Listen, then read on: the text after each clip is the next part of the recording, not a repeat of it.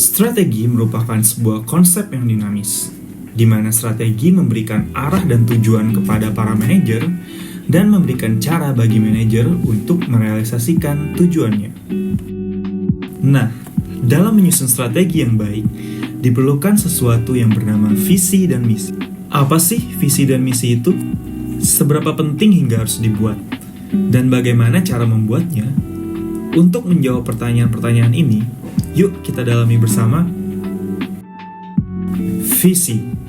Simpelnya, visi harus menjawab dua pertanyaan yang fundamental, yaitu mau jadi apa organisasi kita dan apa yang ingin kita capai di masa depan.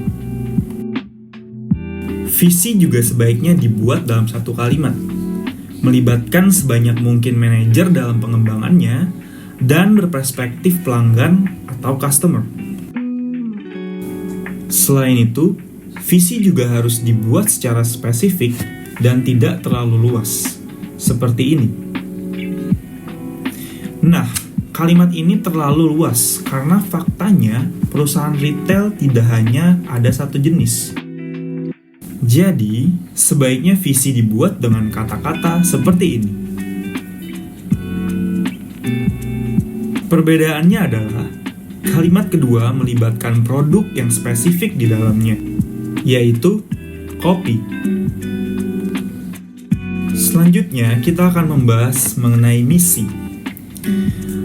Pada misi, pertanyaan dasar yang harus dijawab adalah, mengapa perusahaan atau organisasi itu ada, dan apa yang dilakukan oleh organisasi. Misi yang baik sangat penting untuk memberikan arahan dalam membuat tujuan dan memformulasikan strategi. Selain itu, misi juga merupakan cara untuk merealisasikan visi. Nah, bagaimana kita dapat membuat misi yang baik? Sebelumnya, kita harus mempelajari dulu karakteristiknya. Misi yang baik harus, pertama, broad in scope, atau luas dalam cakupan. Tidak memasukkan unsur angka, moneter, persentase, rasio, dan lain-lain. Kemudian, sebisa mungkin misi dibuat kurang dari 150 kata. Misi juga harus bisa menginspirasi manajer dan para anggotanya. Selanjutnya, misi juga harus mengidentifikasi utilitas produk, atau apa sih nilai plusnya dalam mengkonsumsi produk yang dihasilkan oleh organisasi. Misi juga harus berorientasi sosial dan juga berorientasi terhadap lingkungan.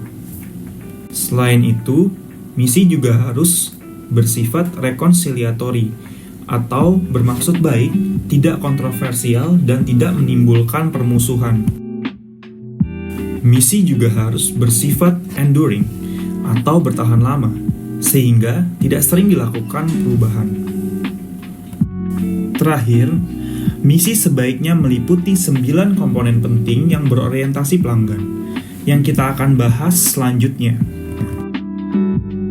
9 komponen penting yang berorientasi pada pelanggan, yang biasa menjadi acuan atau guideline dalam penyusunan misi yang baik, di dalamnya mengandung unsur pertama, customer, siapa pelanggan organisasi.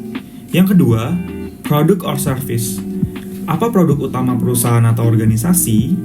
Yang ketiga, market, di mana produk akan dipasarkan, suatu negara, benua, atau bahkan dunia. Yang keempat, teknologi, teknologi apa saja yang digunakan oleh organisasi. Yang kelima, survive, growth, and profitability, apa komitmen perusahaan dalam mencapai pertumbuhan dan stabilitas keuangan. Yang keenam, filosofi, kepercayaan mendasar, nilai, aspirasi, dan prioritas etis yang ada pada organisasi. Yang ketujuh, self-concept, apa yang membuat perusahaan unik dan beda dari yang lain, apa kelebihan perusahaan yang tidak dimiliki perusahaan sejenis. Yang kedelapan, public image, bagaimana perusahaan mempertahankan citranya di mata publik, baik dari sisi sosial, komunitas, dan lingkungan. Yang kesembilan dan yang terakhir, bagaimana cara perusahaan memperlakukan pegawainya, dan bagaimana perlakuan pegawai kepada pelanggan atau customer.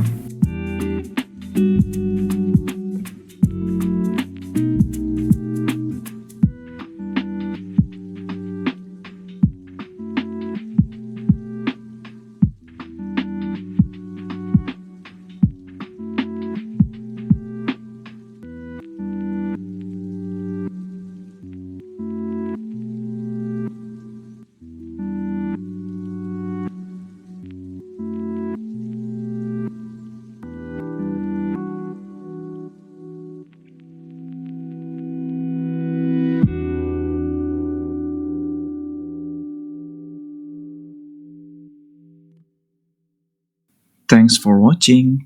Don't forget to like, share, and comment.